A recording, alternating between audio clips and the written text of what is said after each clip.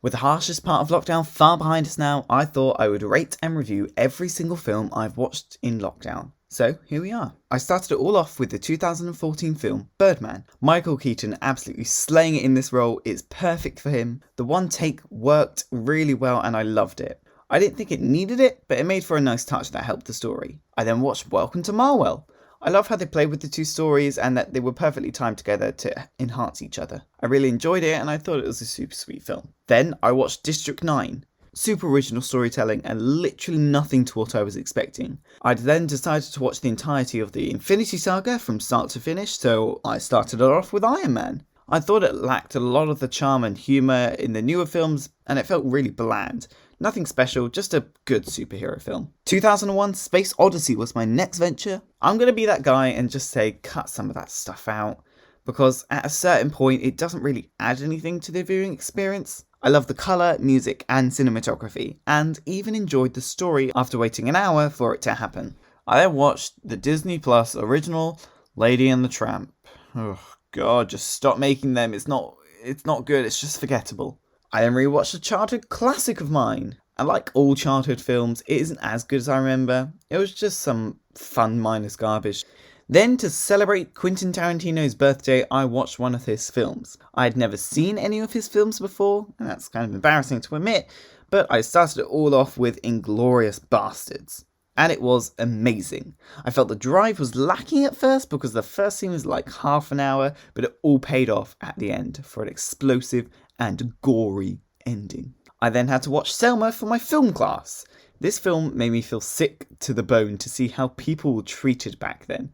I'm so glad things have progressed to get past mass racism. I then watched Basil the Great Mouse Detective. This isn't the best Disney classic, but by no means is it their worst. The story is very simple and short, but it does have a nice enough payoff, so it doesn't feel like a wasted an hour of my life. Then there was the 2019 comedy Booksmart. I think this is one of the best coming-of-age films I've ever seen. The performances were really amazing. It's just a really great film. I then rewatched The Pacifier. Let me just say this now, Vin Diesel can't act. You can't change my mind. I think if this film was done at a later date with The Rock, it could have been better. I then watched Misery. Oh man, what an amazing film. I was on the edge of my seat the whole time, just waiting to find out what happened next. Kathy Bates had an Oscar-worthy role as Annie. Oh wait. Oh, she did win an Oscar. Neat. A healthy mix of King's best work and brilliant filmmaking. Then, to end the month of March, I watched Cabin in the Woods. This is a film I want to see sequels of. So many sequels. So cool, super original concept, just really cool. I started April off with one of my favourite Disney classics, Robin Hood. If you haven't seen it, you should, it's good. I then remembered I was watching all of the Infinity Saga and watched Iron Man 2. I came to the conclusion that Iron Man films just aren't for me. I like Iron Man, but both of his films are not that good. I then saw Atlantis Rising. Yeah, I didn't learn anything from this, it was just very same old, same old. And saw Thor. I reckon if I was anyone from the Infinity Saga, I would be Thor. Very narcissistic and vain, very funny, and great origin story. Then it was Captain America. Knowing what I know now about Red Skull ending up guarding the Soul Stone, it's super cool. Another good origin story. I then used a VPN to watch Onward on the America Disney Plus. A good film from Pixar, but not their best. I enjoyed having something that was fresh and new, but it didn't really land for me. I am embarrassed to say that I had never seen the first Avengers up until now. It took a bit too long to get any payoff, but a great film nonetheless. I then watched Oggjah. Man, this film is sad. Very hard to say anything about this film because I don't really want to spoil anything, just go watch it. I then saw Alfred Hitchcock's classic Psycho, and I didn't really like it. It just felt a bit boring. I love how he switched the main character in the middle of the film. That was very unique. I knew nothing about this film, but I guessed the ending so easily. I then rewatched Kingsman. So fun and super funny. Love the gore and jabs at old spy films. Then came J'appuie mon cops, or in English, I Lost My Body. A very beautiful film and I love the animation. The lack of speech was a perfect decision so you could focus on the hand and the story at hand. I then rewatched Now You See Me. This film shouldn't work, but yet somehow it does. And I don't really get that. The twist makes sense, so it doesn't cheapen the experience of the whole film. I then saw The Most Hated Woman in America. This film is nothing special. It has nothing interesting or going for it, but yet somehow I really enjoyed it. This is just one of those films you can recommend to almost anyone. I then watched the horror film Us. I mean, it's just a zombie film. The explanation for the monster existent is just non-existent, and it just feels really dull and not special. I then watched the Child's Play remake, and quite enjoyed it. It was more than just a cash grab, as you can see that people have put effort into making the film, and it felt very special. It's very Alexa-ish, which adds to the freaky factor. I then rewatched Kingsman 2, The Golden Circle. Country roads, take me home to the place I belong!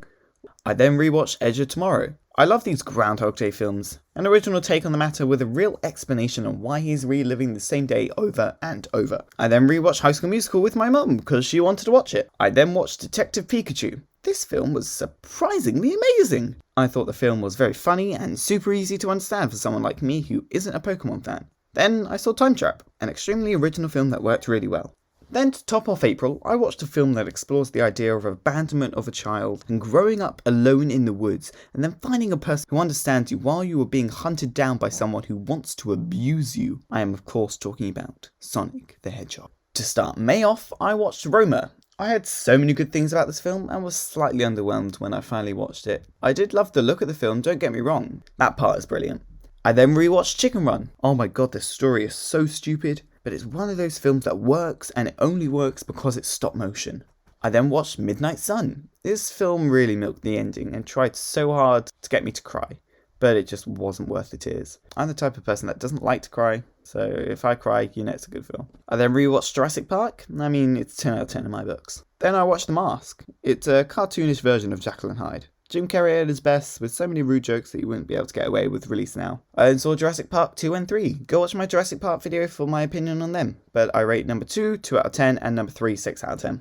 I then watched 21 Bridges. This is what I would call a mumble film, as you can't really hear what anyone is saying. The twist is so stupid and makes no sense. The whole point of closing off all 21 bridges is pointless, as it's not even used as a threat once, other than offering a time frame which is only mentioned at the beginning.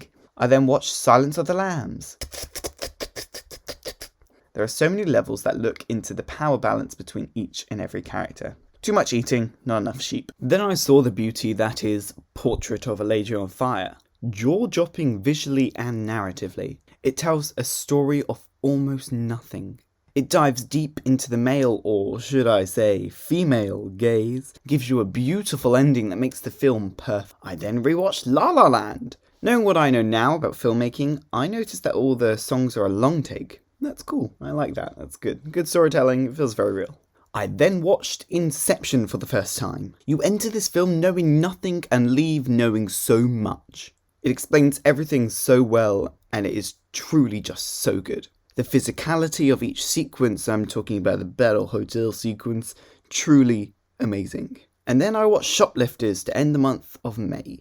A very realistic, down-to-earth masterpiece. You have to watch this film as you get sucked into it straight away. If you were to watch any film from this list, this would be the one. In June, I watched Snowpiercer, because I wanted to watch the film before the Netflix TV show. And it was so good. The mise-en-scene, cinematography, drive, characters, everything. This film is a phenomenon. Then I rewatched The Founder. This is one of the first real films I watched. This is also the film that made me fall in love with Michael Keaton. Then I saw Scoob! I thought it was a very well done revival of a classic TV show. I'm excited for more Scooby-Doo as I'm a huge lover of the show. And that was everything I watched in lockdown. I've been watching a lot of films since my college ended for the term, and I would love to share everything I watched in summer. I know this was a very long video, so thanks for sticking through it. Let me know if you've seen any of the films I've mentioned in this video and what you thought of them. And if you go on to watch any of the films I recommended, I'd also love to hear your opinion on them. Thanks for watching, and I hope to see you again. The end.